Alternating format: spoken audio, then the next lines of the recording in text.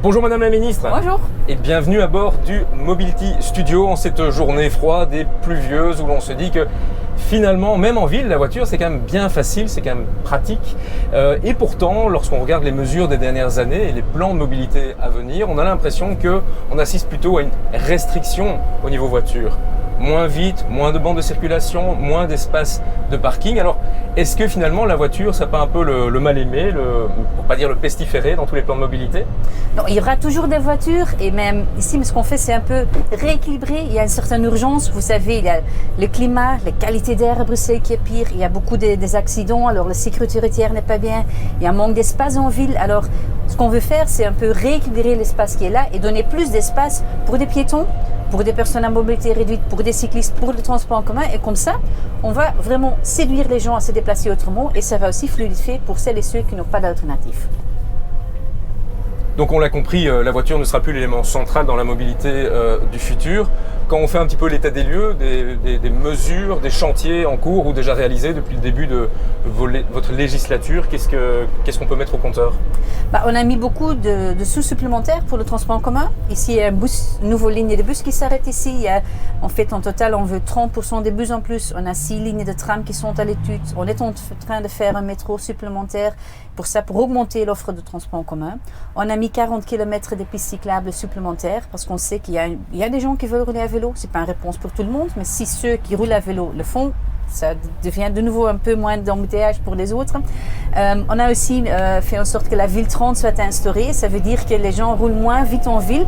On peut encore aller partout, aussi en voiture, mais on demande de rouler moins vite. Comme ça, il y a moins d'accidents et moins d'accidents graves. Et on a déjà remarqué dans les statistiques de sécurité routière qu'il y a moins d'accidents. Et ça, c'est la raison pour laquelle on l'a mis en place.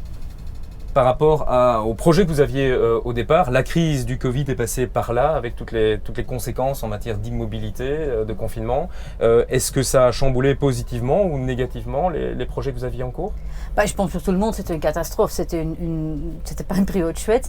Mais ce qui a montré à Bruxelles, encore plus qu'avant, c'est l'importance de l'espace public. Beaucoup de gens à Bruxelles n'ont pas de jardin ni de terrasse. Alors, sortir chez eux, surtout quand on est confiné, c'est sortir dans l'espace public. Alors, redistribuer, chercher des endroits pour verduriser, pour mettre des aires de jeu, pour faire en sorte qu'il y a de la place en ville, ça, c'est très important. Et je pense que Rona l'a encore mis plus en avant qu'avant. Et pour ça, la mobilité est importante. Parce que la mobilité en soi, c'est une solution pour beaucoup de problèmes. Alors, si on va faire des autres choix en mobilité, on peut vraiment changer la ville et la qualité de vie en ville. Alors, difficile de parler de l'avenir de la mobilité sans parler des voitures électriques, parce que la voiture restera centrale et de plus en plus, on le sait, vers du 100% électrique. Où se situe Bruxelles par rapport à ça? On a l'impression que c'est un petit peu de nouveau le parent pauvre par rapport à d'autres régions comme la Flandre. Pas de bornes, peu de bornes, pas de bornes publiques disponibles. On entend même que le réseau électrique ne serait pas suffisant pour assurer l'électrification du parc roulant.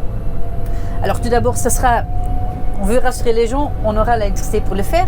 L'important, c'est que quand j'entamais au poste, c'est vrai, il n'y avait que 17 bornes dans l'espace public, c'est pas beaucoup. Alors on a boosté ça un peu, on a maintenant 10 fois en plus. Mais on a mis une stratégie pour 2030 pour faire en sorte qu'il y a 11 000 bornes de recharge, ce qui va répondre plutôt à la besoin.